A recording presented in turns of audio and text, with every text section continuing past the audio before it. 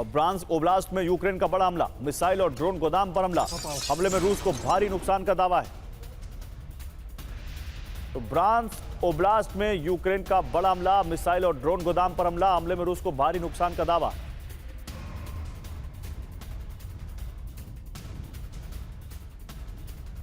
Group captain DK Pandey, देखिए Iran और Israel की मैं बात कर रहा था, वहां तो सीज फायर है, लेकिन यहां पर मैं वही सवाल पूछ रहा हूं, ये इंटेंसिटी केवल मौसम की वजह से है कि अभी सर्दियां आ जाएंगी, ज्यादा ग्राउंड ऑपरेशन नहीं हो पाएंगे, या आपको लगता है कि पुतिन को लगता है कि जिस तरह से ट्रंप लगातार कोशिश कर रहे हैं, कहीं कोई सीज फायर की नौबत आती है और वो कह भी रहे हैं कि we are open for talk, तो उससे पहले हम जितने ऑब्जेक्टिव्स हैं उनको पार पा सके, नेगोशिएशन पर हमारा टेबल पर हमारा हाथ मजबूत हो, ये कोशिश भी दिखती है उनकी।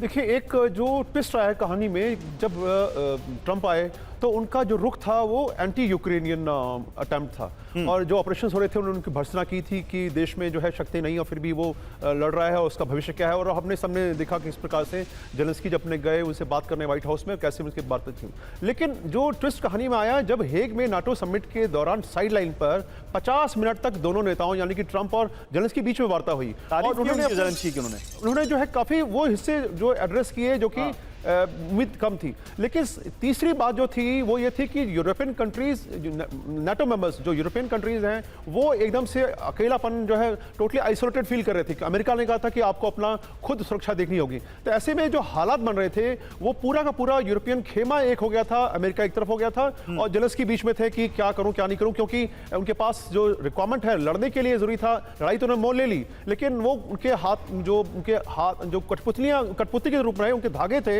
वो यूरोपियन कंट्रीज और अमेरिका की मदद पर थे। तो 50 मिनट की वार्ता में जेलेंस्की ने बार-बार कहा कि देखिए, अगर चाहते हैं कि मैं लड़ाई में रहूं तो आपको मेरी मदद करनी पड़ेगी। और उनको इन प्रिंसिपल ट्रंप ने कहा कि जरूर मदद की जाएगी, लेकिन जेलेंस्की ने कहा कि भाई मुझे पैट्रियट मिसाइल चाहिए ताकि अपने एयर डिफेंस सिस्टम को मैं बचा सकूं, हमारे लोगों की जिंदगी बचा सकूं। तो ट्रंप का ये कहना कि भाई पैट्रियट तो हम इजराइल को दे चुके हैं, हमें भी पैट्रियट की जरूरत है, और ऐसे हालात में हम देखेंगे कि आपको दे सकते नहीं सकते। तो जेलेंस्की थोड़ा परेशान है, लेकिन जो पूरा डेवलपमेंट है वो पूरा विश्व देख रहा था, और रशिया ने देखा कि कुछ जो हालात जो है शांति की तरफ जो तथाकथित तौर पर बढ़ रहे थे, वो एकदम से रुक गए हैं। और अब आप कहीं ना कहीं हेग का असर दिख रहा है अटैक्स पे। जनरल बख्शी, आप भी सहमत है इससे कि हेग में नेटो समिट के बाद ये पुतिन का जो अटैक है उससे रिलेवेंट है, उससे जुड़ता है? नहीं, बिल्कुल उससे जोड़ के देखा जा सकता है, क्योंकि आफ्टर ऑल वो भी तिलमिलाए हुए हैं कि यूरोप जो है अपना सपोर्ट बंद नहीं कर रहा, उकसावा दे रहा है, लगातार यूक्रेन को उकसा रहा है कि युद्ध जारी रखो। देखिए, यूरोपियन स्ट्रैटेजी बड़ी क्लियर है, जितना नुकसान रूस को पहुंचाया जा सकता है यूक्रेन के माध्यम से उतना पहुंचाया जाए, उतना उसे कमज़ोर किया जाए, ताकि जब लड़ने का समय आता है यूरोप का और रूस का, तब तक रूस काफ़ी कमज़ोर कर दिया जाए। ये स्ट्रैटेजी तो उनकी बिल्कुल साफ जाहिर। अब सवाल ये है कि वो भी जानते हैं कि अमेरिका की मदद के बगैर वो रूस को आड़े हाथ अकेले नहीं ले सकते। दैट इज बिल्कुल क्रिस्टल क्लियर। ठीक है, तो अगर ये बात है तो वो भी नहीं चाहते कि अमेरिका को इतना एलिनिएट किया जाए कि वो बोले जहन्नुम में जाओ, खुद लड़ लो। ठीक है, डोनाल्ड ट्रंप साहब की ग्रैंड स्ट्रैटेजी क्या थी? उनकी ग्रैंड स्ट्रैटेजी थी कि जब मैं चार्ज लेता हूं, मैं दुनिया में शांति बहाल करना चाहूँगा 3, 4 साल, 5 साल, ताकि मैं अपनी इकोनॉमिक रिकंस्ट्रक्शन, मिलिट्री रिकवरी और जो मैंने आड़े लेना, हाथ लेना है डीप स्टेट को, वो कर सकूं। इसी के चलते उन्होंने कहा था कि रशिया यूक्रेन वॉर तो बाइडेन की वॉर थी, मेरा उससे कुछ लेना देना नहीं है, मिडिल ईस्ट में भी मैं शांति कराऊंगा।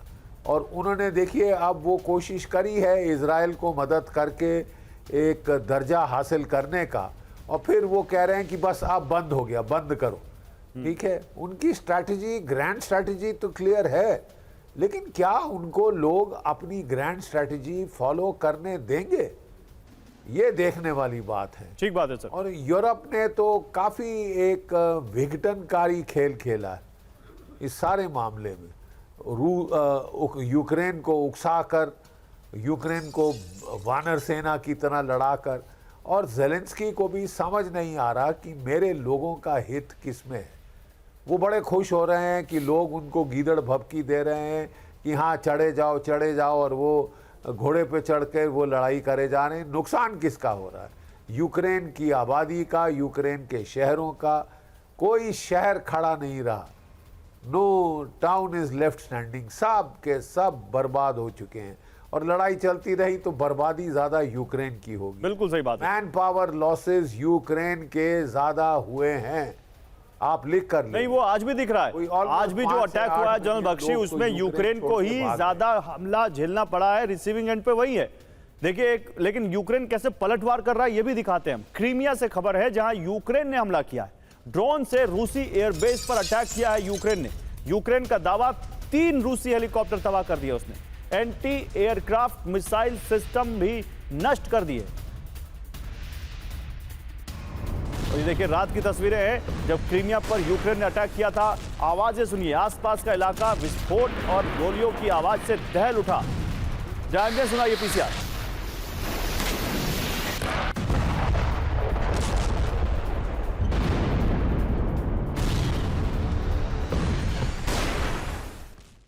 और रूस का क्रूज मिसाइल से हमला, KH-101 क्रूज मिसाइल से रूस हमला कर रहा है। तो KH-101 क्रूज मिसाइल से हमला किया है रूस ने यूक्रेन पर।